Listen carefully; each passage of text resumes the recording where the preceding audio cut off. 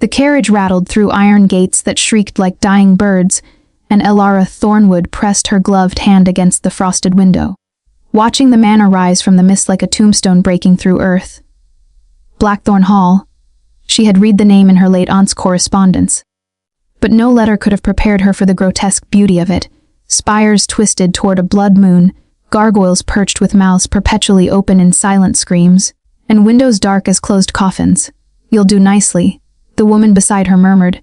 Elara turned to face Lady Marguerite Ashford, whose porcelain features remained unnervingly serene despite the hour, despite the journey through fog, thick woods, where wolves had followed their wheels.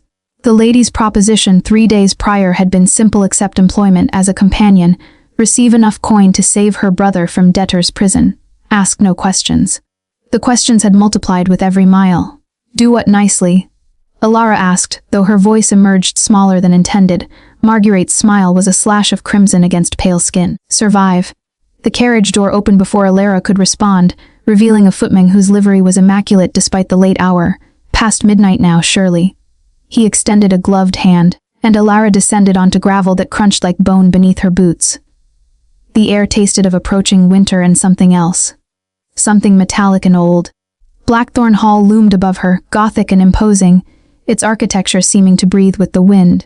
Gargoyles' stone eyes followed her progress up marble steps worn concave by centuries of footfalls. The entrance doors stood twice her height. Carved with imagery she couldn't quite parse in the moonlight, figures writhing, reaching, transforming. They opened before anyone knocked. Beyond lay a foyer of such opulent darkness that Elara's breath caught. Candelabras burned with flames that cast more shadow than light. A staircase curved upward into obscurity, its banister gleaming like polished obsidian. Portraits lined the walls, aristocrats in ruffs and velvets, their eyes seeming to track movement, their expressions ranging from melancholy to predatory. "He'll see you immediately," the butler intoned, appearing from nowhere with the silence of smoke. His face was gaunt, his age impossible to determine. "The master has been anticipating." Margaret's hand closed around Elara's wrist with surprising strength. "Remember what I told you. Answer his questions. Do not ask your own. And whatever you do," her grip tightened until Elara felt her pulse hammer against those fingers. "Do not let him see you're afraid." Afraid of what? But Marguerite had already released her, already turned toward a different corridor, her skirts whispering across marble as she disappeared into the manor's shadows. The butler waited with infinite patience, one hand extended toward the staircase. Elara climbed. Each step seemed to take her further from the world she knew, from London's gaslit streets and her modest boarding house, from normalcy and daylight and the predictable rhythms of mortal existence. The air grew colder as she ascended.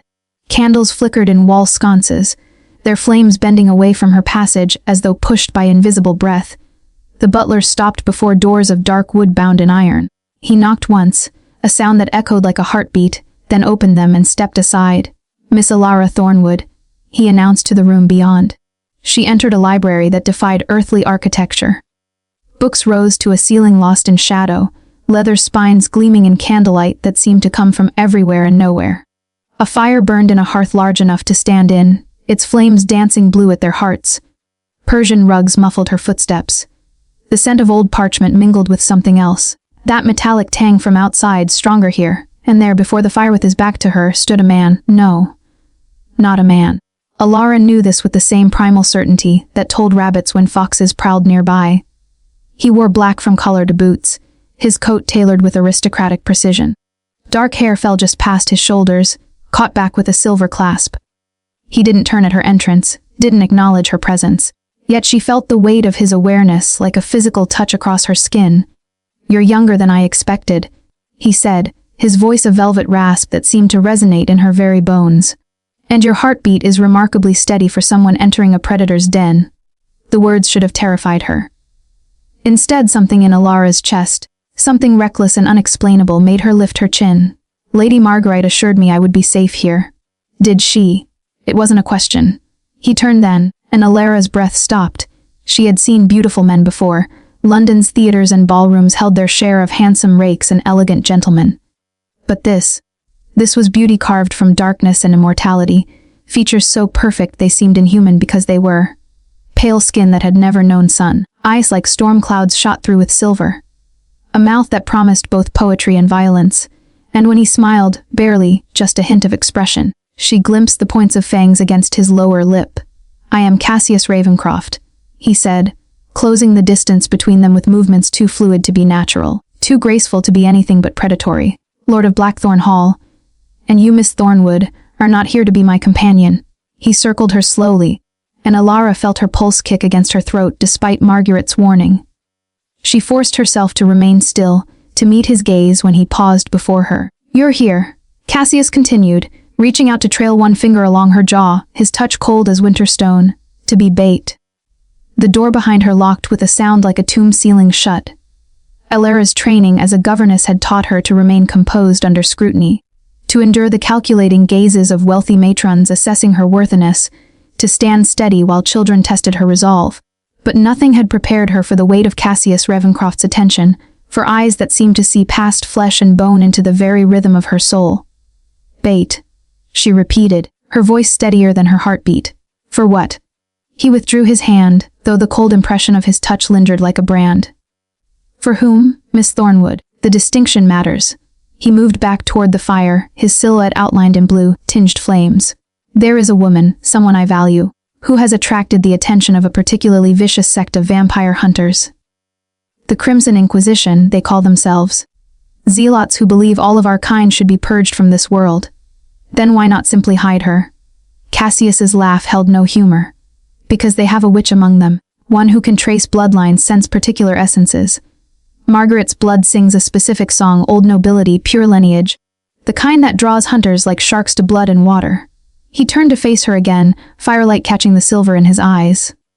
"You, however, share her coloring, her approximate age and build. From a distance, in the right circumstances, understanding crashed over Alara like cold water. You want them to hunt me instead. I want them to believe they're hunting her. Yes, to waste their resources pursuing the wrong quarry while Margaret remains safely hidden within these walls." He tilted his head, studying her with an intensity that made her skin prickle. "You were chosen carefully, Miss Thornwood. Orphaned, save for a brother drowning in gambling debts. No close friends in London. No employer who would notice your extended absence. Margaret has a talent for finding the desperate and the disposable." The words should have stung, but Alara had known her own expendability long before tonight. What drew her attention instead was the tension in his shoulders, the way his hands curled slightly at his sides. "Minute tells of something beyond cold calculation. You care for her," Alara said quietly. "For Lady Margaret." Something flickered across his face, too quick to name. "I am responsible for her." "There's a difference." As there, the question hung between them like smoke. Cassius crossed the space between them again. But this time he circled to a mahogany desk, retrieving a crystal decanter filled with liquid that caught the firelight like rubies. He poured 2 glasses with precise movements, then offered one her. Alara eyed it warily. "What is it?" "Wine, simple, mortal wine. I may not consume it, but I keep it for guests who still draw breath." His mouth curved in something too bitter to be a smile. "You'll need it for what comes next." She accepted the glass, the crystal cold against her palm, but didn't drink. "And what comes next?" "Blood." The word fell between them like a stone into still water. The hunters use tracking spells that require a sample, hair, breath, essence. But blood is the strongest conduit. If we're to make you a convincing decoy, you'll need to carry Margaret's scent, her signature. A transfusion of sorts. Alara's grip tightened on the glass. "You want to put her blood inside me. A few drops only. Enough to confuse their witch's senses, to make you read as her to supernatural perception. It will fade within a fortnight, but by then the hunters will have committed to pursuing you. We'll lead them away from Blackthorn, away from her, and when the time is right." He paused, taking a slow breath, though she suspected he didn't need to breathe at all. "We'll eliminate the threat permanently. And if they catch me before then, they won't." The certainty in his voice was absolute, almost convincing. "I will ensure it."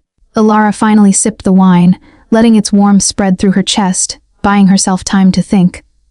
The sum Margaret had promised was substantial, enough to free Thomas from his debts, to secure his future, perhaps even her own. But this was more than companion work. This was making herself prey, letting hunters stalk her through darkness while wearing another woman's blood. "Why should I trust you?" she asked. Cassius set down his empty glass with deliberate care. "You shouldn't. I am a creature of darkness and hunger, Miss Thornwood. I have ended lives without remorse, consumed blood from the terrified and the willing alike. I am not your protector by nature. He met her gaze, and for the first time she saw something raw beneath the aristocratic composure. But I keep my bargains. Always. Agree to this, play your part, and you will leave here alive and wealthy. You have my word, and a vampire's oath is binding in ways mortals can scarcely comprehend. The fire crackled, sending shadows dancing across the library's vaulted ceiling. Somewhere in the manor, a clock chimed one, its echo mournful as a funeral bell. Elora thought of Thomas, of the letters she'd received detailing his creditors' threats, of the bleak future stretching before them both like an unmarked grave. She thought of Margaret's serene face and cold grip, of this Lord of Darkness who claimed responsibility rather than affection. She thought of her own reflection in the carriage window, a woman of 24 with no prospects, no protector, no path forward except the one now laid before her in blood and moonlight. How long, she asked. How long must I be your bait? 3 weeks. Perhaps 4. Until the hunters reveal themselves fully and we can strike. He moved closer, close enough that she could see her own reflection in his storm cloud eyes. You'll stay in Blackthorn Hall, learn to move as Marguerite moves, be seen in the village during daylight when I cannot follow. And when darkness falls. He didn't finish, but Elora felt the promise hanging between them like a blade. When darkness falls, she said, her decision crystallizing like ice, you'll ensure I survive it. Cassius extended his hand, pale, long-fingered, cold as marble. Then we have a covenant, Miss Thornwood. Elora clasped it, feeling the supernatural chill of his skin, the inhuman strength held carefully in check. We have a covenant, Lord Ravencroft. His smile was sharp as broken glass. Then let us begin with blood. The ritual chamber lay beneath Blackthorn Hall's east wing, accessed through a servant's passage that descended into stone older than the manor itself. Elora followed Cassius down spiral stairs worn smooth by centuries, each step taking her deeper into the earth's cold embrace. Torches burned in iron sconces, their flames casting shadows that writhed like living things against ancient walls. This was a monastery once, Cassius said, his voice echoing off stone. Before my kind claimed it. Before the church declared these halls profane. He glanced back at her, and in the torchlight his eyes gleamed like polished silver. Some sanctity lingers still. Blood magic works differently here, stronger, truer. The old stones remember older covenants. They emerged into a circular chamber carved from living rock. A stone altar stood at its center, surrounded by concentric circles etched into the floor. Symbols Elora couldn't read, but that made her pulse quicken with instinctive unease. Candlesticks taller than a man ringed the space, their flames motionless despite the draft from the stairwell. Marguerite waited beside the altar, now dressed in white silk that made her look like a bride prepared for sacrifice, or a ghost. Her dark hair spilled loose over her shoulders, and her expression remained serene even as her gaze swept over Elora with clinical assessment. She's trembling, Marguerite observed. She's mortal, Cassius replied as though that explained everything. Elora lifted her chin, refusing to acknowledge the fear threading through her veins. What must I do? Marguerite gestured to the altar with one elegant hand. Lie down. The process is intimate but brief. You'll feel cold first, then heat, then a pulling sensation like drowning. Don't fight it. Fighting makes the blood rebel, and rebellious blood attracts the wrong kind of attention. Cassius moved to a wooden cabinet against the wall, retrieving items Elora couldn't see clearly. The scrape of glass against wood, the clink of metal instruments. Her throat tightened. You said a few drops, she said, hating the waver in her voice, and I spoke truth. Cassius returned carrying a silver chalice engraved with symbols that hurt to look at directly, and a thin blade that caught the candlelight like captured moonbeams.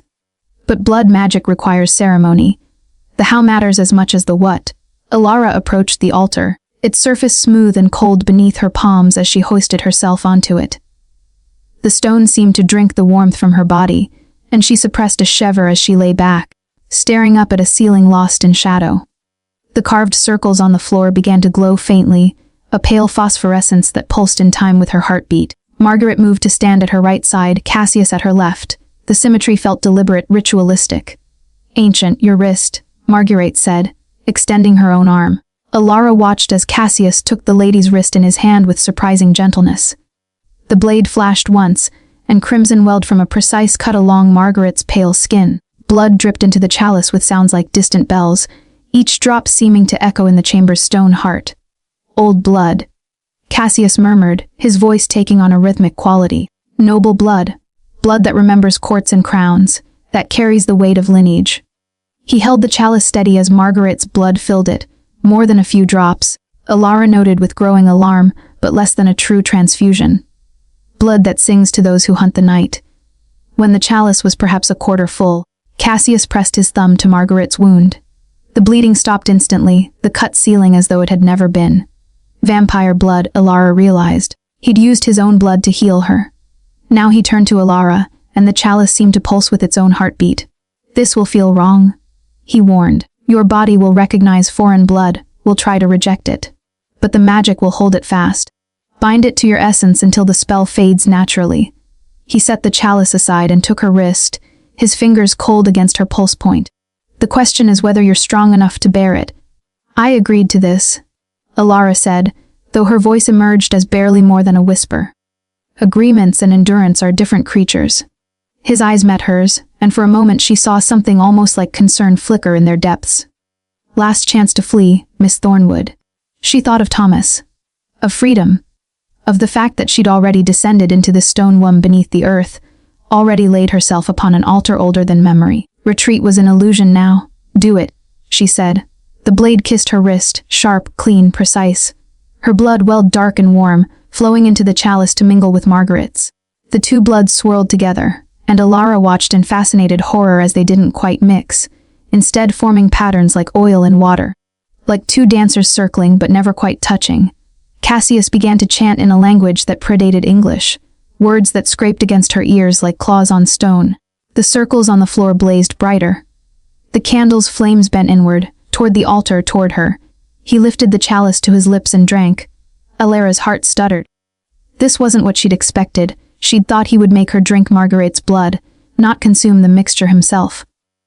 But before she could question, Cassius leaned over her, his face inches from her own, his eyes burning silver. "Bright, forgive me," he whispered. Then his mouth sealed over the wound on her wrist.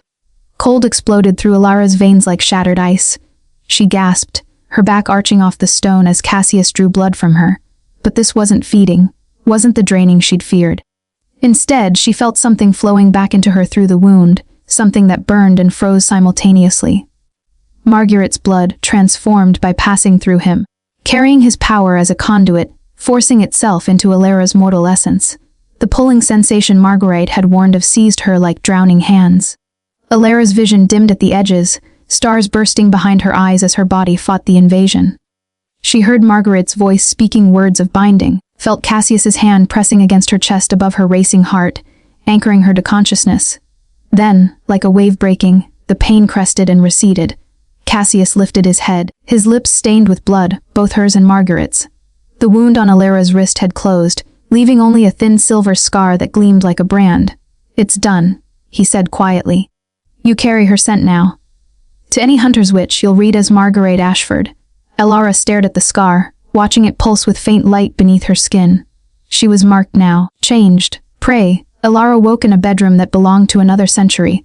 Four-poster bed draped in midnight velvet, wallpaper depicting pastoral scenes gone sepia with age, and windows that looked out over gardens where moonlight turned everything silver and spectral.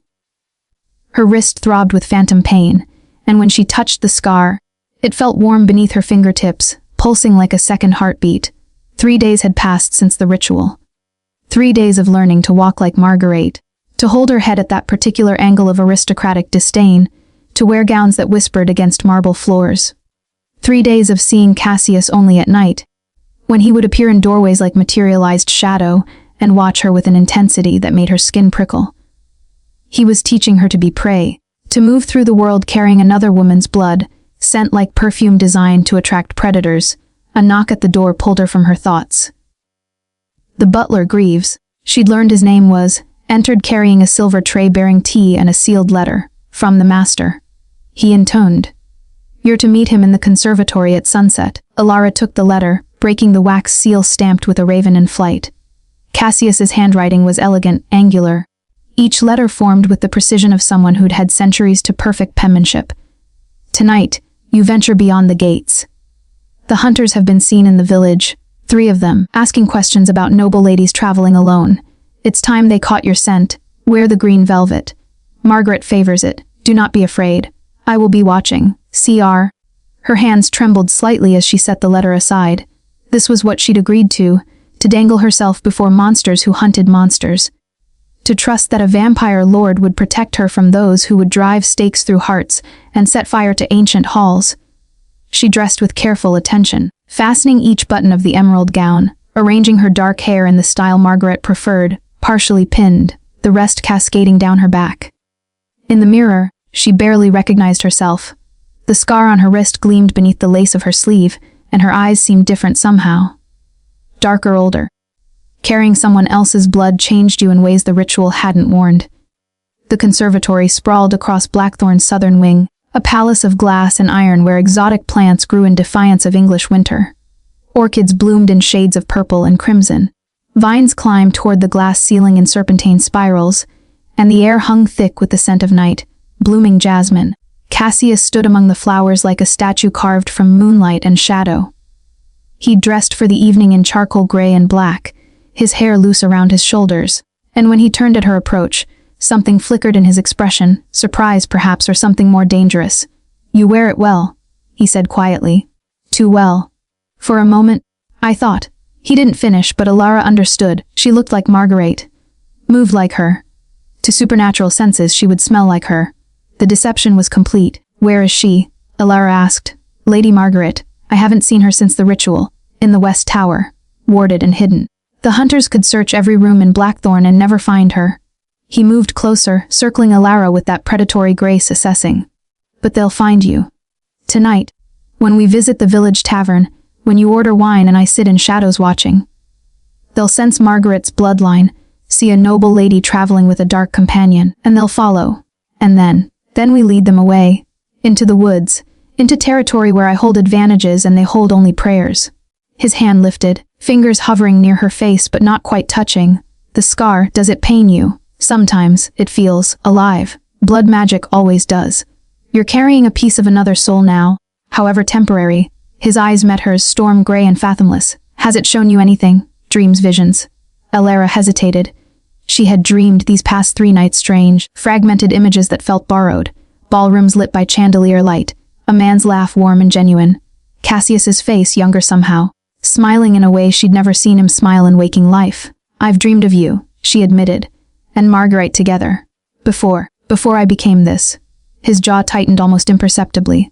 "Blood carries memory. Margaret's essence remembers when I was human, when we..." He stepped back, the moment of vulnerability closing like a door. "It doesn't matter. That life ended 200 years ago. But it did matter," Alara realized. The way he spoke Margaret's name, the careful distance he maintained, the responsibility he claimed rather than love, these were the behaviors of someone protecting themselves from feeling too much, from remembering what it meant to be mortal, to love mortal things. "The carriage is ready," Cassius said, his voice businesslike once more. "Remember, you are Margaret Ashford tonight. Speak little, observe much, and if you sense danger, you'll be there," Alara finished.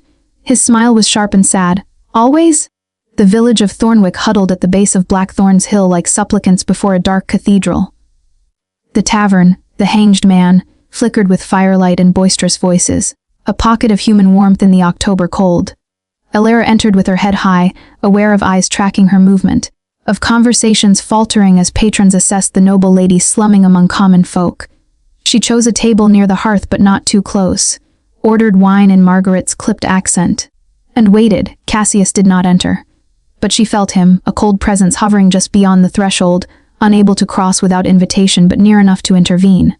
To protect. 3 figures sat in the tavern's darkest corner, and Alara's blood seemed to recognize them before her mind did. The scar on her wrist flared with sudden heat.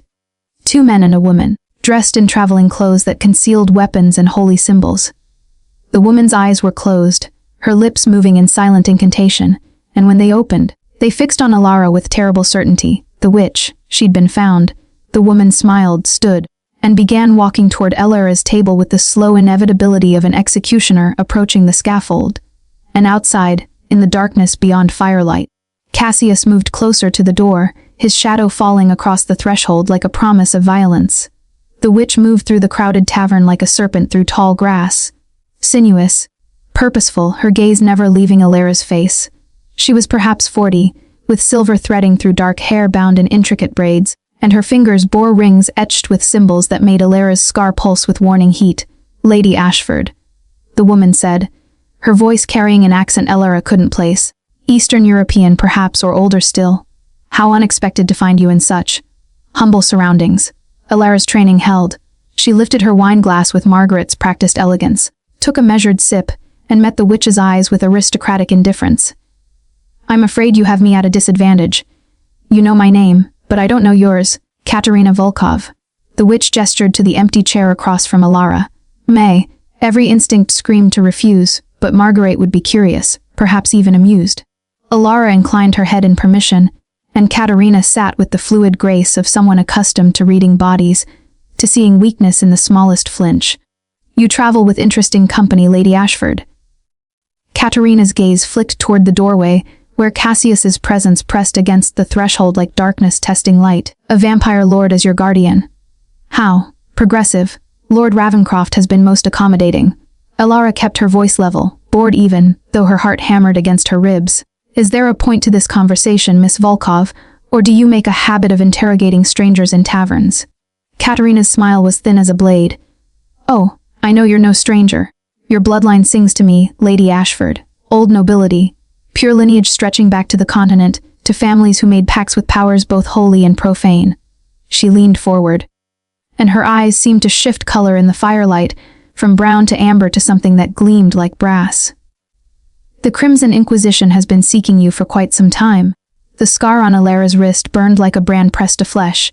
She resisted the urge to touch it, to acknowledge its existence. "And why?" Alara asked carefully. "Would vampire hunters seek a human noble? Because you are not merely human anymore, are you?" Katerina's hand shot across the table, faster than sight, grasping Alara's wrist before she could pull away. The witch's fingers closed around the scar and her eyes widened. "Recent magic, blood binding, but this isn't." She squeezed harder, her nails digging in. "This isn't a feeding scar. This is transfusion. Covenant magic." Elara yanked her hand back, her composure cracking. The other patrons had fallen silent, sensing violence brewing like a storm. At the door, Cassius's shadow deepened, and she felt the temperature drop several degrees. "You've been marked," Katerina said, rising from her chair. Her two companions, the men from the corner, moved closer, flanking their leader. "Tainted with vampire essence. The Inquisition knows your family made pacts with the undead centuries ago. Lady Ashford, we know about your bloodline's covenant with the Ravencroft line." Her hand moved to something beneath her cloak. "And we've come to sever that covenant. Permanently." Katerina, one of the men, blonde, scarred, with a hunter's calculating eyes, placed a hand on her shoulder. "Not here. Too many witnesses. She's already marked. The Lord will come for her." Katerina's fingers traced a sigil in the air, and Alara's scar flared with agony so intense she gasped. "He'll follow when we take her. And then we'll have them both." The tavern door exploded inward. Cassius stood in the entrance, and he was no longer the elegant aristocrat who'd guided Alara through candlelit halls. This was the predator unveiled, eyes blazing silver white, fangs fully extended, his presence filling the space like winter's killing frost. Every candle in the tavern gutted at once, plunging the room into firelight and shadow. "You will not touch her," he said, his voice reverberating with supernatural command. Katerina whirled, her hands already weaving defensive magic. The vampire reveals himself. How obliging. Silver light burst from her palms, forming a barrier between herself and Cassius. "You cannot enter. This establishment is warded against your kind." "Ward against me." Cassius's laugh was terrible, ancient. "I am Cassius Ravencroft, Lord of Blackthorn. And I was old when your grandmother's grandmother first drew breath. Your wards are children's scratches against my will." He stepped across the threshold. The ward shattered like glass, fragments of silver light dissolving into smoke. Patrons screamed, scrambling for exits. Tables overturned, wine spilled across floorboards like spilled blood. The blonde hunter drew a crossbow loaded with what could only be a wooden bolt, but before he could fire, Cassius moved, a blur of motion that ended with the weapon torn from the man's hands and embedded in the wall 6 feet away. "Run," Cassius commanded, his gaze fixed on Katerina even as he positioned himself between her and Alara. "Take your hunters and run, witch. Tonight I am merciful. Tomorrow." His smile was all fangs and promise. "Tomorrow, mercy ends." Katerina's brass-colored eyes darted between Cassius and Alara, calculating odds, measuring risk.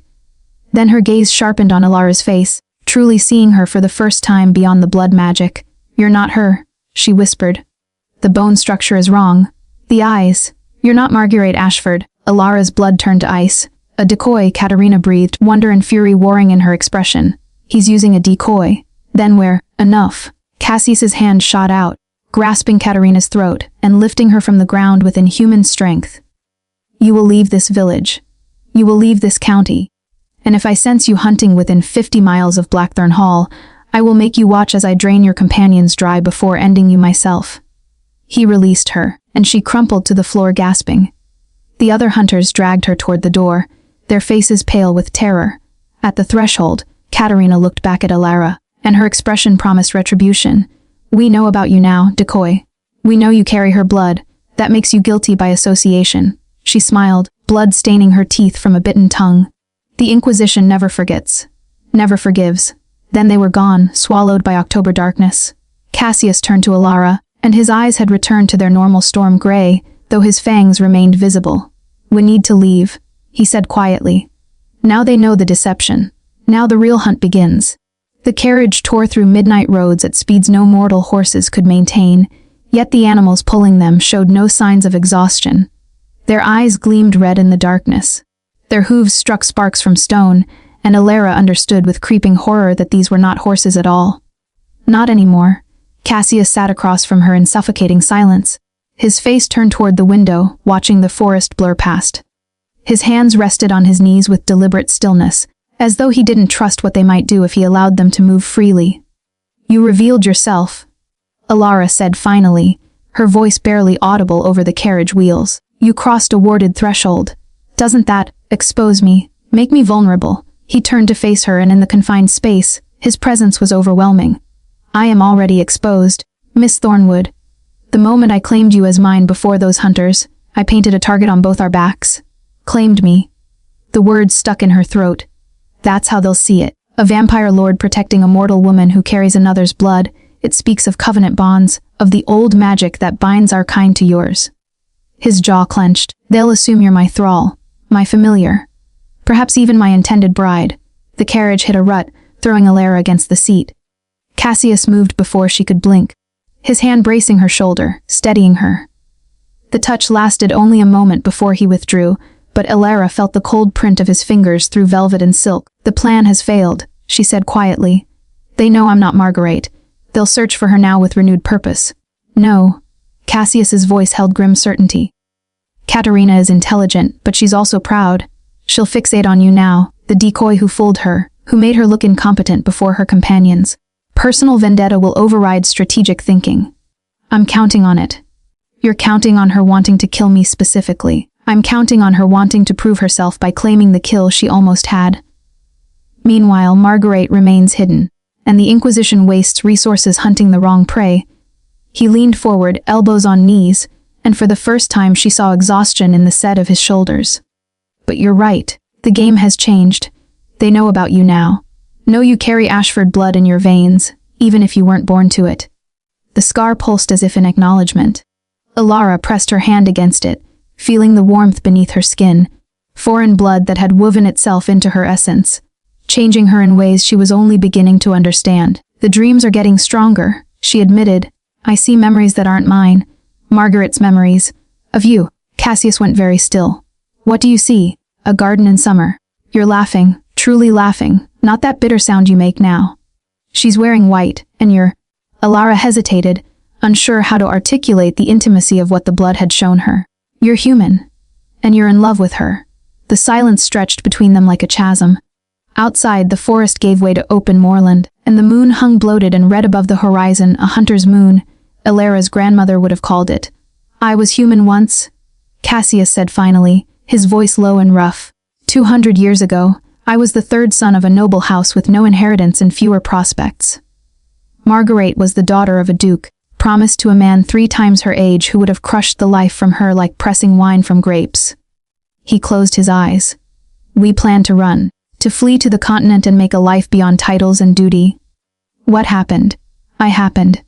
The words carried the weight of centuries. The night before we were to leave, I was attacked on the London docks. A vampire ancient, mad with hunger, indiscriminate in his feeding. He drained me to the edge of death and then, perhaps out of boredom or cruelty, Offered me a choice: a die and let Margaret face her fate alone, or rise as he was and have the power to protect her. Alara's breath caught. You chose to become a monster. I chose her survival over my soul. His eyes opened, meeting hers with devastating honesty. And I've spent 2 centuries ensuring she lives safely, even as I became everything we once feared. She married eventually, a kind man who died of fever within 5 years. She never remarried. Never had children. She lives in my halls as a guest. Ageless through my blood gifts but not transformed, and we pretend not to remember the garden where I promised her summer. The carriage slowed as Blackthorn's gates came into view, iron bars stark against the moonlit sky. Alara absorbed Cassius's confession, understanding now the careful distance he maintained, the responsibility claimed but never love admitted. You still love her, she said softly. I am incapable of love. The response was automatic, practiced. What I feel is an echo, a ghost of human emotion preserved in undead flesh. Nothing more. That's not true. Alara leaned forward, and this time she was the one who reached out, placing her hand over his where it rested on his knee. His skin was cold, but when her fingers touched his, she felt the slightest tremor. You crossed a warded threshold tonight. You revealed yourself to hunters who will now pursue you without mercy. You did this to protect a woman who isn't even the one you claim to be safeguarding. Cassius stared at their joined hands, as though he'd never seen such a thing before. You carry Margaret's blood. Protecting you is protecting her by extension. Is that what you tell yourself? Alara squeezed his fingers gently. Or is it possible that after 200 years of denying yourself feeling anything, you've forgotten how to recognize it when it emerges? The carriage stopped. Graves opened the door, and cold October air rushed in, carrying the scent of dying leaves and approaching winter. Cassius withdrew his hand and exited without responding, but Alara had seen the answer in his eyes before he turned away. He was afraid. Not of the hunters or their magic, not of stakes or holy water or the Inquisition's righteous fury. He was afraid that after 2 centuries of being a monster, he might still be capable of being a man, and that terrified him more than any death he'd ever witnessed. The hunters came 3 nights later, on the cusp of the blood moon's apex. Alara woke to the sound of shattering glass, and Graves's voice echoing through Blackthorn's corridors. They've breached the outer wards, followed by the acrid smell of smoke and something else. Burning sage, holy water, the old weapons wielded against darkness. She threw on a dressing gown and stumbled into the hallway, where Cassius materialized from shadow, already dressed for battle in black leather that made him look like death given elegant form. His eyes blazed silver, white, fully vampire now, no pretense of humanity softening his features.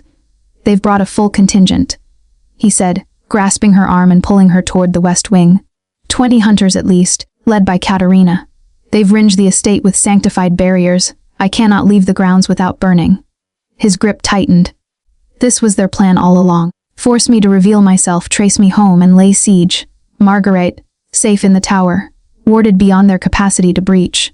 They rounded a corner, and through a window Alara glimpsed figures moving across the lawn, hunters in dark clothing marked with silver crosses, torches blazing like fallen stars. But you're not safe. You carry her blood, and that makes you evidence of our covenant.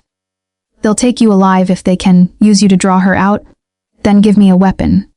Cassius stopped, turning to face her with something like surprise flickering across his inhuman features. You want to fight? I want to survive.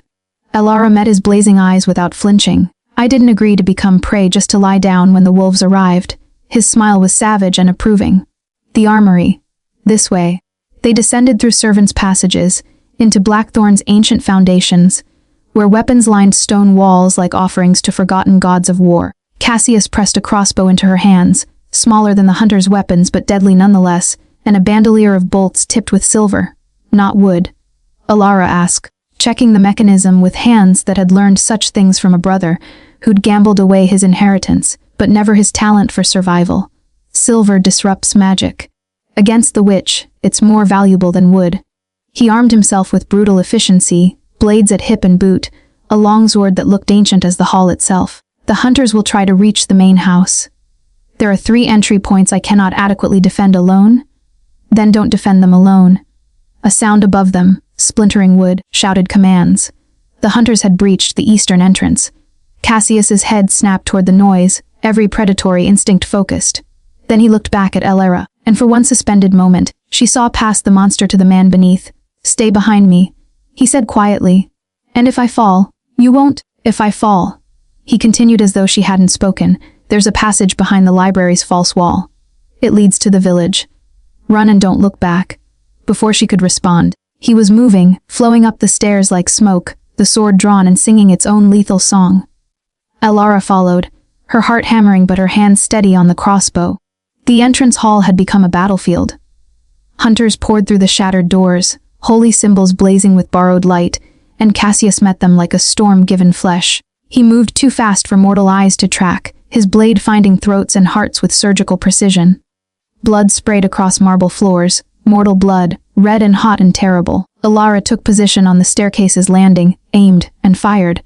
The bolt caught a hunter reaching for Cassius's blind side, the silver tip punching through the man's shoulder and spinning him away. She reloaded with practiced speed. Another bolt, another hunter falling back. Then Katerina entered. And the temperature plummeted. The witch wore robes marked with sigils that hurt to perceive directly, and her hands wove patterns in the air that left trails of brass, colored light. Cassius Ravencroft, she intoned, her voice amplified by magic. "You stand accused of corrupting mortal bloodlines, of maintaining unholy covenants, of crimes against the natural order stretching back 2 centuries. Guilty," Cassius said, his smile all fangs and bloodlust. "Now try to do something about it." Katerina's hands thrust forward, and chains of golden light erupted from the floor, wrapping around Cassius's arms and legs. He snarled, muscles straining against bonds that sizzled where they touched his skin. Holy magic, the kind that burned vampires like acid. "No." Elara raised the crossbow, aiming for the witch's center mass, but Katerina was faster. A gesture, an invisible force slammed into Elara like a giant's fist, throwing her against the wall hard enough to crack plaster. The crossbow clattered from her hands. Pain exploded through her shoulder, her ribs, her skull. Through blurring vision, she watched Katerina approach Cassius, producing a wooden stake from within her robes. "The Inquisition thanks you for making this easy, Lord Ravencroft. Your death will send a message to every vampire in England. The old covenants are broken. The age of darkness ends tonight." She raised the stake above her head, preparing to plunge it into his chest, and Elara's scar exploded with heat so intense she screamed. The blood magic surged through her veins. Margaret's essence recognizing Cassius's danger, responding with power Elara didn't understand and couldn't control. Her scream became words in a language she'd never learned, syllables that tasted of copper and rage and 200 years of love denied. The golden chains shattered. Cassius lunged, faster than thought, and his hand closed around Katerina's throat. But he didn't kill her. Instead, his eyes found Elara's across the blood-spattered hall, and in them she saw question and wonder and something that might have been fear. "What are you?" he whispered, though she knew the question was meant for her, not the gasping witch in his grip.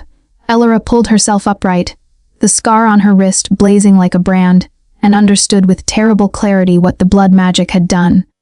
She wasn't just carrying Margaret's blood anymore. She was becoming her covenant heir. The power flooding through Elara's veins felt ancient and alien, as though the blood she'd received in the ritual had been waiting for this moment to fully awaken. Her scar no longer merely pulsed. It burned with light that cast crimson shadows across the entrance hall's carnage. Words continued to pour from her lips, a language that predated English, that spoke of bonds forged in blood and darkness and devotion that transcended death itself. Cassius released Katerina, letting her crumple to the floor gasping, and moved toward Elara with supernatural speed. His hands framed her face, cold against her fevered skin, and his eyes searched hers with desperate intensity. "Elara," he said, his voice cutting through the torrent of ancient syllables. "Elara, stop. You're burning yourself from the inside out." But she couldn't stop. The magic had taken root in her mortal flesh, and Margaret's essence, 2 centuries of accumulated power, of blood gifts received from a vampire lord, who'd denied himself transformation in favor of protection, demanded release. Through the haze of power, Elara saw the truth the ritual had hidden. Marguerite had given her more than just blood for a deception. She'd given her the covenant itself. She knew. Elara gasped, her own voice breaking through the incantation. Marguerite knew this would happen. She knew they'd come, knew you'd need. Here. Cassius's expression shifted through shock to understanding to something that might have been betrayal. "She made you her heir. That's why the magic is so strong, why you can break holy bindings. The covenant recognizes you now as..." A crossbow bolt whistled through the air, aimed for Cassius's back. Elara's hand shot out instinctively. and the bolt froze mid-flight, suspended in crimson light before clattering harmlessly to the floor. She stared at her outstretched palm in horror and wonder.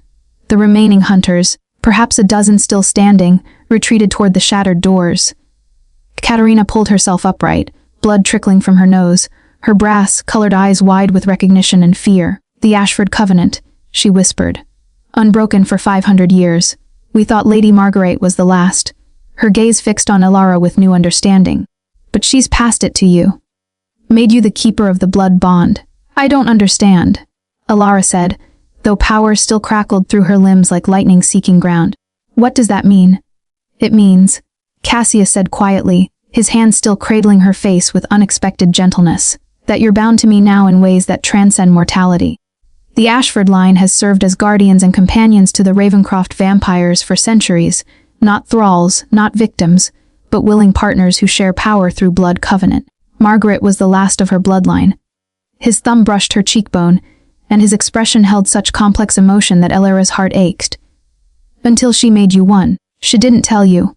Elara realized. "She kept this from you. Marguerite keeps many things from me." Bitterness edged his words, including, apparently, her plan to transfer a 5-century-old magical inheritance to an unsuspecting governess.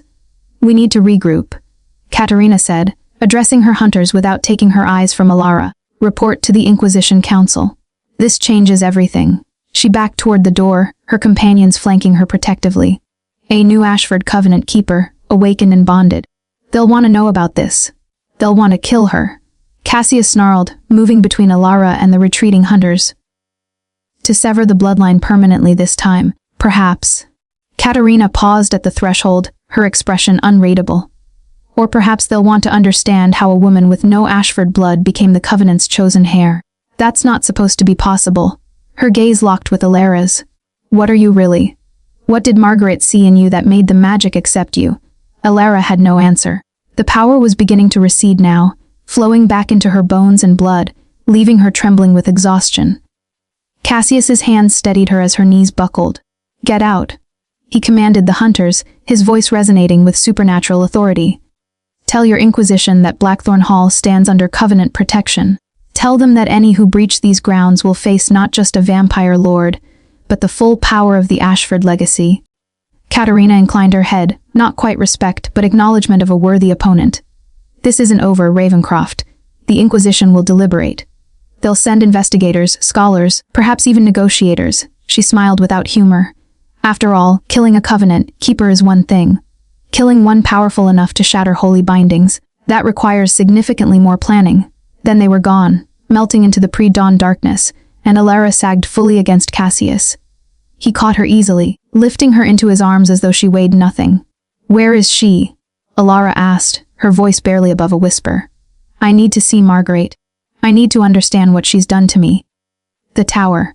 Cassius carried her through corridors littered with broken glass and burn marks from holy water, past portraits whose painted eyes seemed to watch their progress with knowing intensity. "But Elara, Marguerite may not give you the answers you seek. She operates on timescales that span centuries. What seems like betrayal to us might be careful strategy to her." They ascended the western tower's spiral stairs, and at the top, a door marked with silver sigils opened at Cassius's approach. Beyond lay a circular chamber filled with moonlight, and the scent of dried roses, and in its center, seated at a writing desk as though nothing unusual had occurred, sat Lady Marguerite Ashford. She looked up as they entered, and her serene expression didn't waver. "Ah," she said calmly, setting down her pen. "The Covenant has awakened. Earlier than I anticipated, but then, the heart always knows its own timing." Her gaze moved from Cassius to Elara and back again. "I suppose you both have questions." "Questions?" Cassius's voice was dangerously soft as he set Elara gently in a chair. "You transferred 500 years of Covenant magic to an innocent woman without her knowledge or consent. You made her a target for every hunter and zealot in England. You bound her to me." His voice broke slightly on the last word. "I gave her a choice." Marguerite interrupted, her tone still maddeningly calm. "Just as you gave me a choice 200 years ago, Cassius. She could have refused the ritual. Could have walked away from Blackthorn Hall before the magic took root." She stood, moving to where Elara sat trembling and exhausted. "But she didn't. Because some part of her recognized what I saw the moment we met." "And what was that?" Elara demanded. Margaret smiled, and for the first time, Elara saw genuine warmth in it. That you were already half in love with him. And that unlike me, you might actually save him from himself. Margaret's words hung in the tower chamber like smoke from extinguished candles. Elara stared at the woman who'd orchestrated her transformation, searching for deception in that porcelain face and finding only wary truth. Half in love. Elara's voice emerged hoarse from exhaustion and lingering magic. You don't know anything about me. We met once before you sent me into that ritual chamber. I know you agreed to become bait for hunters you'd never seen. To protect a woman you'd never met, because your brother needed saving. Marguerite moved to the window, moonlight rendering her ghostly. I know you didn't flinch when Cassius revealed his fangs. Didn't run when he called you prey. Instead, you asked questions. Demanded understanding. She glanced back with something like affection. Most mortals either worship us or flee us. You treated him like a person? Cassius stood rigid near the door, his expression unreadable. This doesn't explain why you transferred the covenant. Why now, after 2 centuries? Because I'm dying. Marguerite said simply. The silence that followed was absolute. Even the wind outside seemed to still, as though the world itself held its breath. No. Cassius crossed the space between them in an instant, grasping Marguerite's shoulders with barely controlled desperation. You have my blood in your veins. The covenant sustains you. You should have centuries still. The covenant sustained my body, yes. But not my spirit. Margaret's hand rose to cover his, and Elara saw tears glisten in her eyes for the first time. I have lived 200 years in your shadow, Cassius. 200 years watching you deny yourself feeling, deny yourself connection, deny yourself everything that made you human. I've been preserved like a flower pressed in a book, perfect, unchanging, and utterly dead inside. Marguerite, let me finish. Her voice was gentle but firm. When those hunters began tracking me, I realized this was my chance. A chance to finally end this beautiful, terrible limbo we've existed in since you rose from death. The Inquisition gave me an excuse to do what I should have done decades ago. She pulled away from Cassius, moving to where Elara sat. I searched for months for the right person. Someone strong enough to bear the covenant magic, brave enough to stand beside a monster, and human enough to remind you what living actually means. Her fingers brushed Elara's scar with infinite tenderness. And then I found you, a woman sacrificing everything for family, asking for nothing but the chance to survive. A woman who looked at vampires and saw people. A woman who could love what I never could. You loved him once. Elara whispered. I loved the man he was. Margaret's smile was sad and true. But I never learned to love the monster he became. That failure has haunted me for 2 centuries. So yes, Miss Thornwood, I orchestrated this. I chose you. I bound you to him through blood and magic and necessity. She knelt before Elara's chair, taking her hands. And I'm not sorry. Because in 3 nights, I've watched you accomplish what I couldn't in 200 years. What's that? You made him feel. Elara's gaze found Cassius across the chamber. He stood frozen, his face a mask of conflicting emotions, anger and grief and something raw and unguarded that made her chest tighten. The covenant transfer is permanent. Margaret continued, rising. You are bound to the Ravencroft line now. To Cassius specifically, since he's the last of his bloodline. Your life is tied to his. You'll age slower, heal faster. Perhaps even develop gifts beyond what you've already shown. And she looked at Cassius with heartbreaking fondness. He'll feel your emotions like echoes in his blood. Your fear, your joy, your. Stop. Cassius's voice was barely above a whisper. Marguerite, what have you done? I've freed us both. She moved to a trunk in the chamber's corner, retrieving a leather-bound journal. This contains everything you need to know about the covenant, its history, its gifts, its limitations. Study it together. She pressed the journal into Elara's hands. I'll be leaving Blackthorn at dawn. No. Cassius was at her side again, his supernatural speed betraying his panic. The hunters will not find me. I have a cottage in Scotland, warded by magics older than our covenant. I'll live out my remaining mortal years in peace, away from darkness and blood bonds and the weight of immortal devotion. She cupped his face with both hands, and Elara saw the love there, not romantic passion, but something deeper and more complicated. Let me go, Cassius. Let me be human again while I still remember how. How long? His voice broke on the question. How long do you have? A year, perhaps 2. The covenant magic has been sustaining me beyond my natural span. Now that it's transferred, my body will remember its age. She pressed a kiss to his forehead, tender as benediction. Visit me sometimes. Bring her. Her gaze flicked to Elara. Let me see what love looks like when it's not tangled in guilt and immortal desperation. I don't love her, Cassius said, the words automatic, defensive. Margaret laughed, genuine and unguarded. Liar. You've loved her since she broke your holy bindings with magic she didn't understand, trying to save you from a stake meant for monsters. You loved her before that, when she stood in the village tavern and didn't flinch as I predicted you would. She stepped back, her expression knowing and sad and strangely hopeful. The difference between us, my darling monster, is that I spent 2 centuries earning your devotion. She earned your love in less than a fortnight. She moved toward a door Elara hadn't noticed before, a servant's passage presumably leading to her prepared escape. At the threshold she paused. The blood moon is setting. Dawn approaches. Margaret looked at them both, vampire and covenant, keeper, monster and sacrifice, 2 people bound by magic and circumstance, and something neither was ready to name. Whatever happens next with the Inquisition, with the hunters, with the dangers that await, face them together. That's what the covenant was always meant for. Not preservation, but partnership. Then she was gone, her footsteps fading into Blackthorn's ancient stones, leaving Cassius and Elara alone in a tower filled with moonlight and unspoken truths. She's wrong, Cassius said finally, his back still to Elara. What I feel isn't love, it's the covenant magic making me believe. Stop lying. Elara stood, her legs unsteady but her voice firm. She crossed to him, placing her hand on his shoulder, feeling the tension coiled beneath. I can feel you now, remember. Through the blood bond, I feel your fear, your longing, your desperate need to deny what's been growing between us since you called me bait and I didn't run. He turned, and his eyes were full of centuries of loneliness. If I let myself love you, truly love you, and something happens to you because of what I am, then we face it together. Elara's hand moved from his shoulder to his chest, resting over where a heart no longer beat but somehow still felt. That's what she meant about partnership, about the covenant's true purpose. Elara. She rose on her toes and kissed him. For one suspended moment, Cassius remained perfectly still, a statue carved from moonlight and shadow, cold and unyielding against her mouth. Then something in him shattered, 2 centuries of restraint breaking like ice under sudden thaw, and he was kissing her back with a hunger that transcended mere physical need. His hands framed her face with the same gentleness he'd shown during the battle, but his kiss was anything but gentle. It was desperation and devotion, loneliness and longing, the accumulated weight of 200 years spent denying himself connection. Elara tasted darkness on his lips, not evil, but the profound absence of light that came from existing between life and death. When they finally broke apart, both were breathing hard, Elara from need, Cassius from habit or emotion, or perhaps the covenant magic making him remember what it meant to feel breathless.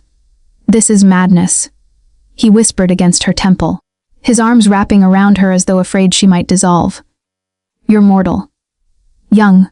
You have a life ahead of you that doesn't involve hiding in shadows and fighting supernatural wars. I'm a covenant keeper now. Elara pulled back enough to meet his storm, gray eyes. Bound to you through 500 years of magic. That life you're imagining.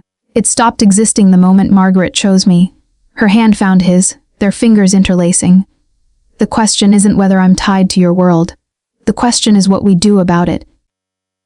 Cassius's thumb traced the silver scar on her wrist, and she felt his emotions through the blood bond, fear and wonder and something fierce that might have been possessive joy. The covenant doesn't require love. Margaret and I managed centuries without it, and look how that ended. Elara's free hand cupped his jaw, feeling the unnatural coldness of his skin. She's dying because she couldn't love what you became, because she spent 2 centuries treating you like a duty instead of a person. She stepped closer, until no space remained between them. I won't make that mistake. You say that now. His voice held centuries of pain. But mortality has a way of clarifying perspective. When you watch everyone you love age and die while you remain unchanged, when you see your brother grow old, have children, grandchildren, turn to dust while you still look 25, then transform me. The words fell between them like a blade, sharp and irrevocable. Cassius went rigid, his eyes widening with something close to horror. You don't know what you're asking. I'm asking to stand beside you as an equal.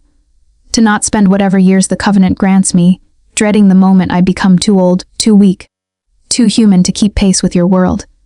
Elara's grip tightened on his hand. I'm asking for the same choice you gave Margaret 200 years ago, to become something more than mortal, to transcend death, to become a monster.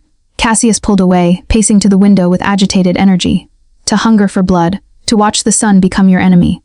To kill Alara, because that's what we do. We are predators wearing human faces, and no amount of nobility or restraint changes our fundamental nature. You haven't killed tonight.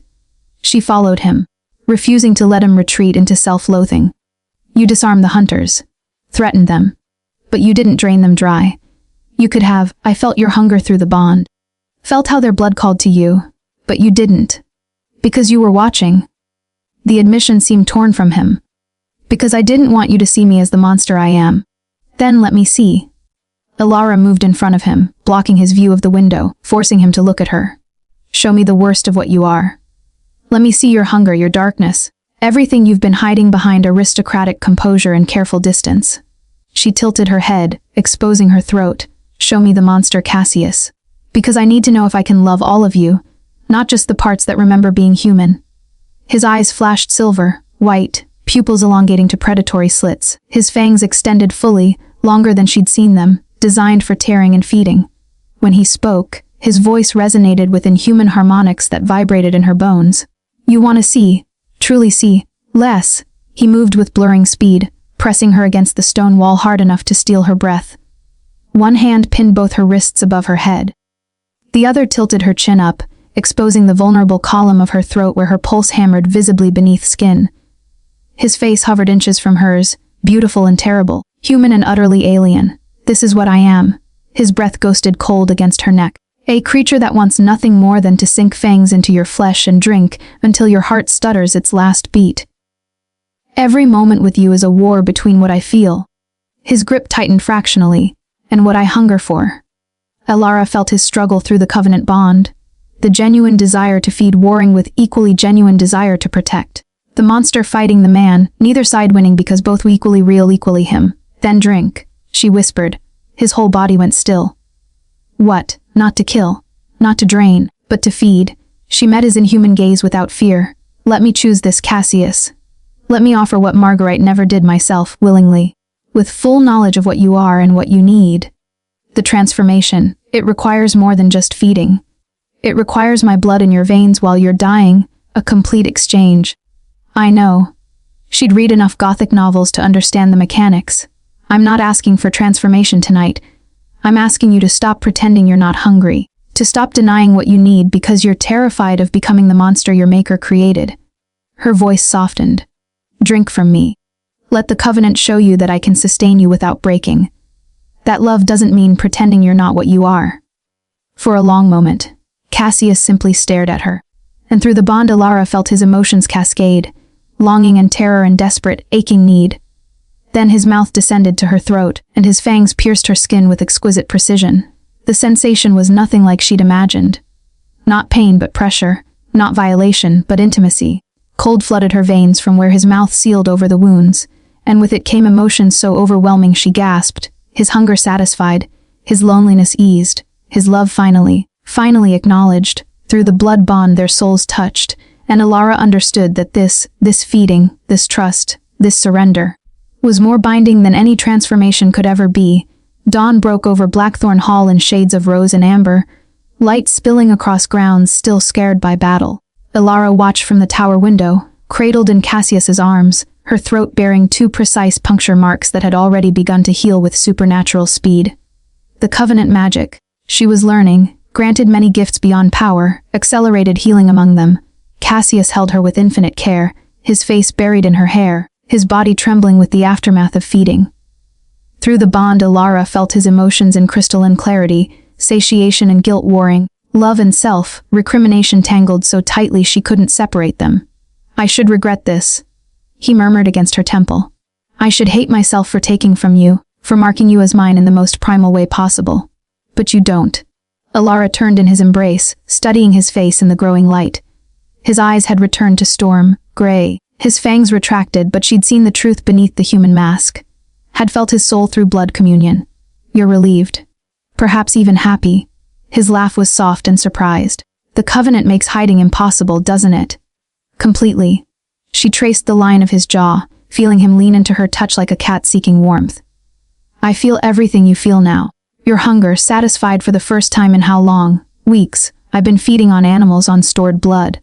Nothing that truly sustains. His hand covered hers, pressing her palm against his cheek. But your blood carries the covenant magic. It's like drinking starlight in summer, like remembering what it meant to be alive. Then feed from me always. The words emerged without hesitation, feeling right in a way that transcended logic. Let the covenant be what it was meant to be, sustenance and partnership, not just magical inheritance. Alara, a knock at the tower door interrupted them. Graves's voice filtered through ancient wood. My lord, a messenger has arrived from the Crimson Inquisition. Under banner of truce, Cassius tensed, his arms tightening protectively around Alara before he forced himself to relax. Give us a moment, Graves. They dressed in silence, waited with significance, Cassius in his usual aristocratic black, Alara in a gown of deep burgundy that Margaret had left behind. In the mirror, they looked like a portrait from another era: vampire, lord, and covenant. Keeper, darkness, and the light that chose to stand beside it. The messenger waited in the library, a young woman with the Inquisition's silver cross on her cloak, but none of the zealotry Alara had seen in Katarina's eyes. She bowed respectfully as they entered. Lord Ravencroft. Miss Thornwood. Her gaze lingered on Alara's throat, noting the healing marks with professional assessment. I am Sister Claire, sent by the Inquisition Council with a proposal. Cassius positioned himself slightly in front of Alara, old instincts dying hard. Your organization tried to stake me 3 nights ago. Forgive my skepticism. Katarina Volkov acted without full council approval. Sister Claire's expression remained neutral. When she reported the existence of a new covenant keeper, one powerful enough to shatter holy bindings, the council recognized this as unprecedented. We've spent centuries trying to eradicate the Ashford, Ravencroft covenant. Perhaps we've been approaching it wrong. Alara stepped forward, ignoring Cassius's protective gesture. What are you suggesting? Coexistence. The word hung in the air like a prayer. The covenant exists to balance vampire nature with human wisdom, to create bonds that prevent the worst excesses of both species. What if the Inquisition stopped hunting covenant keepers and started studying them, learning from them? You want to use us as examples. Understanding dawned in Cassius's voice, to prove that vampires and humans can coexist peacefully. We want to end the war. Sister Claire produced a scroll sealed with wax. This document outlines terms. The Inquisition will grant Blackthorn Hall and its inhabitants protection from hunting in exchange for... She paused, choosing words carefully. For documentation. Records of how the covenant functions, how it prevents vampire savagery, how a mortal woman can stand as equal partner to an immortal predator without becoming victim. You want to study us like specimens. Bitterness edged Alara's words. We want to learn from you like teachers. Sister Claire's eyes held surprising sincerity. The Inquisition was founded to protect humanity from supernatural threats. But perhaps we've been too focused on destruction and not enough on understanding. She extended the scroll toward Alara, not Cassius, a gesture heavy with symbolism. The covenant keeper makes this choice. Not the vampire. Alara took the scroll, feeling the weight of its implications. Through the bond, she felt Cassius's emotions. Hope and fear warring, his desperate desire to accept anything that might keep her safe clashing with centuries of distrust. We'll need time to review the terms, Alara said finally, and to consult with Lady Margaret. Lady Ashford has already signed. Sister Claire produced a second document, this one bearing Margaret's elegant signature. She sent word from Scotland. Her endorsement carries significant weight with the council. Of course Margaret had planned this too. Alara couldn't decide whether to admire the woman's foresight or resent her manipulation. Perhaps both, if we agree, Cassius said slowly. What guarantees do we have that the Inquisition won't simply use this knowledge to better hunt us later? My word, and the council's oath. Sister Claire placed her hand over her heart, sworn on the same holy symbols we use to bind demons and compel truth. If we betray this covenant, our own magic will consume us. Silence stretched between them, heavy with the weight of centuries of conflict potentially ending. Alara looked at Cassius, and through the bond, they shared something beyond words. A conversation of emotion and instinct and the strange, impossible love that had grown between monster and mortal in less than a fortnight. What do you want? She asked silently, trusting the covenant to carry her meaning. I want you safe, came his response, clear as speech. I want us to exist in light rather than shadow. I want, what? A future. With you, whatever that looks like. Alara turned back to Sister Claire and extended her hand. We'll agree to your terms, pending review. But understand this, Cassius and I are partners. Equals. The covenant doesn't make me his keeper or his conscience. It makes us. She glanced at him, seeing the vulnerability and strength warring in his expression. It makes us family. Sister Claire clasped her hand firmly. Then may this be the beginning of a new age, Miss Thornwood. One where darkness and light learn to coexist. 3 months later. The cottage in Scotland was small but charming, surrounded by heather, covered hills and protected by wards that sang with ancient magic. Margaret greeted them at the door, thinner than before but smiling with genuine warmth. Look at you both, she said, ushering them inside. Radiant with it. With what? Alara asked, though she suspected she knew. Love? Dear girl. The kind that transforms everything it touches. Margaret poured tea with steady hands, her movements slower now but no less graceful. I see you've made your choice about the transformation. Or rather, chosen not to choose yet. It was true, Alara remained mortal, though the covenant sustained her with gifts that blurred the line between human and other. She aged slower, healed faster, and could channel magic that most mortals couldn't dream of touching. Cassius fed from her regularly, their blood communion deepening the bond between them until sometimes she couldn't tell where her soul ended and his began. I have time to decide, Alara said, accepting the teacup. Years, perhaps decades before age becomes an issue, and Cassius has promised that the choice will always be yours. He finished, his hand finding hers. Transformation or mortality, shadow or light, I'll walk beside you either way. Margaret raised her own cup in a toast, her eyes bright with unshed tears. To the covenant, she said softly. May it serve you better than it served me. They drank together as autumn rain began to fall, 3 people bound by blood and magic and choices made in darkness. Outside, the world was changing, the Inquisition learning to see vampires as potential partners rather than prey, old covenants being studied rather than destroyed, and somewhere in Blackthorn Hall, ancient stones remembering what it meant to shelter love rather than just preserve duty. Elora leaned into Cassius's shoulder, feeling his arm wrap around her, and through the bond she felt his contentment, a emotion he'd thought lost to him forever. She was still mortal, still choosing her path, still learning what it meant to love a monster who remembered how to be a man. But she was no longer bait. She was covenant, keeper, partner, beloved. And together, they would write a new chapter in the ancient story of darkness and light learning to dance.